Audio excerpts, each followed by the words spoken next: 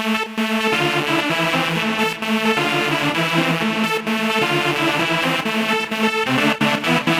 one of your best guys on a deck gun. The west tower's out of control. Roger that. Kroger, hop up on an engine. I need you to make it rain on that building. There have been scant few titles throughout the history of video games that allow players to step into the role of a firefighter. Epicenter Studios is trying to set this right with its latest title, Real Heroes Firefighter. The game promises to deliver an authentic simulation of the daily life of the brave men and women of the Los Angeles Fire Department. Does the resulting experience rage like an inferno, or is it a false alarm? I'm going in. Negative. Everyone stay back.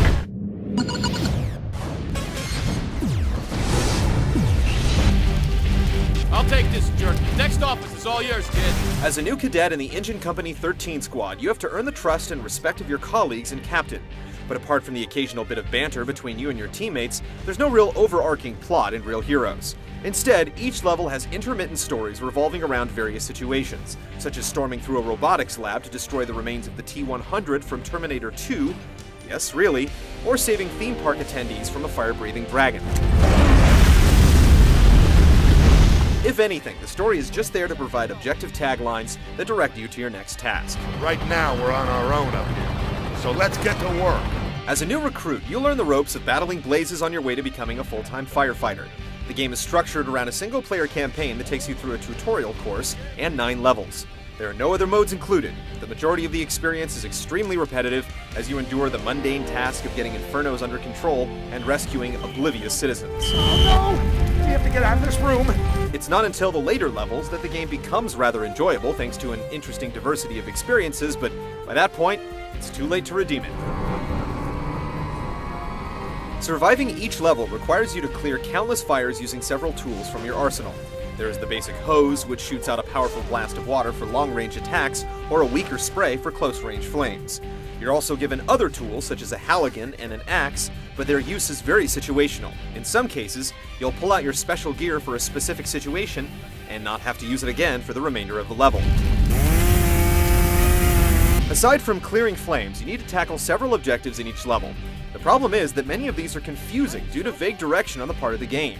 There's often very little indication that you're doing the right thing, reducing many of the more difficult objectives to a process of trial and error. Additionally, for a game that strives for realism, having to save theme park attendees from a blazing dragon is a bit of a stretch.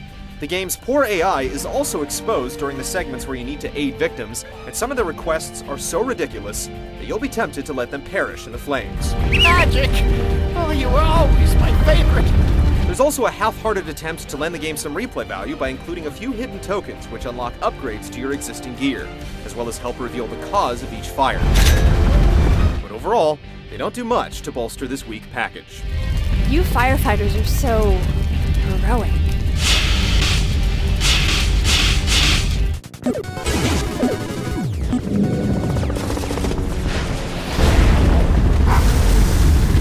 Thanks, Rookie. Okay, Captain. Pet store's clear. Swapping guns for hoses, Real Heroes plays like a first-person shooter, attempting to take advantage of the Wii Remote's motion controls, though without Motion Plus functionality.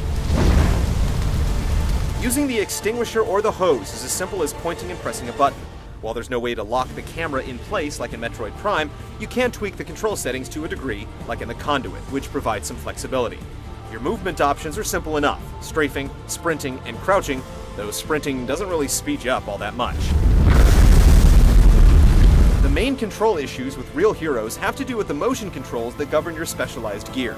You'll find yourself accidentally swinging your axe constantly, as well as having to repeatedly perform the motion for the Halligan before it finally works. Using the rotary saw as a chore, as lining up the blade is more difficult than it should be. At least the hydraulic spread works well, but then again, you're not called upon to use it very often. For the most part, everything is either unresponsive or just marginally used, never reaching a happy medium. However, for the more intense sections, which focus solely on stopping the destructive power of nature, the controls work well.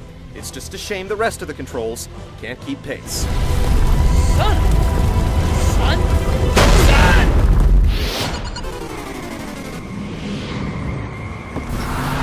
Let's start working this fire.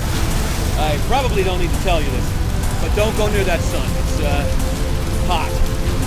Right from the get-go, it's obvious that Real Hero's emphasis isn't on visuals. Everything from the environments to the character models to even the fires themselves screams disaster. Holy crap. The game looks like a relic from a generation long past. The soundtrack doesn't fare much better with its bland tunes, and the voice talent is wasted on terrible dialogue. This wasn't my fault.